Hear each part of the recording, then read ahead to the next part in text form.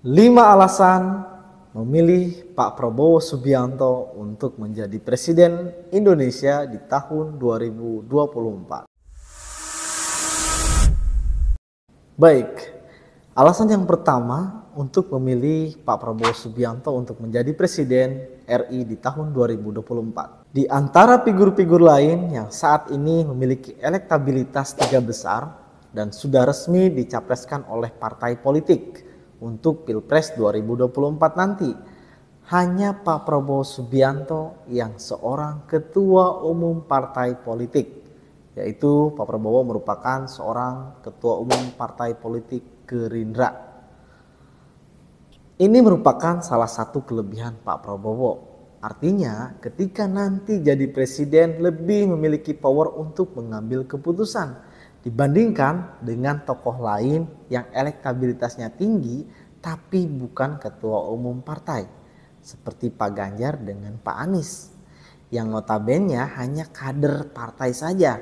Contohnya Pak Ganjar Pranowo hanya seorang kader partai PDIP atau petugas partai PDIP. Tentu saja hal ini akan sedikit mengganggu saat Pak Ganjar mengambil keputusan nantinya. Pastinya akan lapor dulu atau dikomunikasikan dulu dengan Ibu Mega agar dapat dukungan dari DPR dan lain-lain tentunya.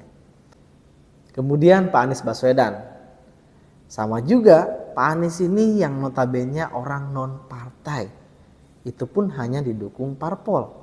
Tentunya dengan sistem demokrasi di Indonesia saat ini, ketika eksekutif membuat program atau mau mengambil keputusan tanpa ada dukungan dari parlemen sepertinya sulit.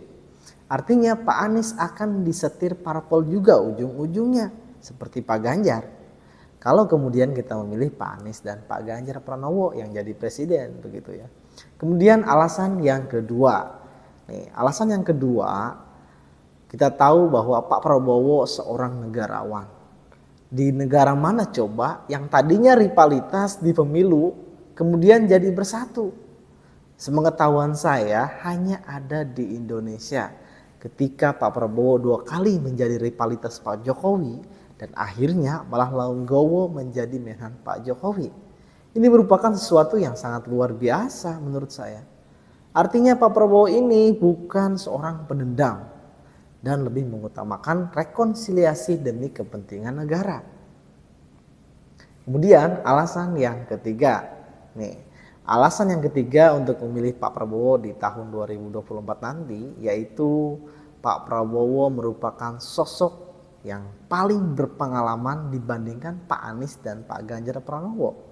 Kita semua tahu bahwa beliau purnawirawan militer, yaitu mantan Danjen Komando Pasukan Khusus atau Kopassus, dan juga saat ini menjabat sebagai Menteri Pertahanan. Kalau kemudian Pak Prabowo menjadi presiden di tahun 2024 nanti, tentunya akan memiliki strategi hubungan luar negeri yang mumpuni dan Indonesia akan disegani oleh negara lain tentunya. Kemudian alasan yang keempat memilih Pak Prabowo untuk menjadi presiden di tahun 2024.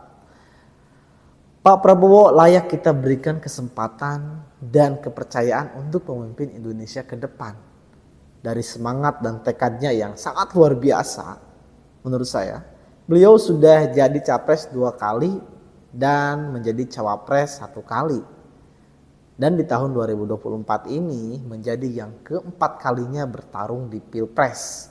Dan kalau saya lihat sekarang beliau masih tetap semangat untuk bertarung di tahun 2024 nanti. Ini menunjukkan bukti tekad beliau yang sangat luar biasa. Ini menunjukkan proses kerja keras yang harus kita apresiasi tentunya. Kemudian alasan yang kelima untuk memilih Pak Prabowo untuk menjadi Presiden RI di tahun 2024. Kalau faktor yang kelima ini saya rasa karena rasa empati dengan beliau sih sebetulnya.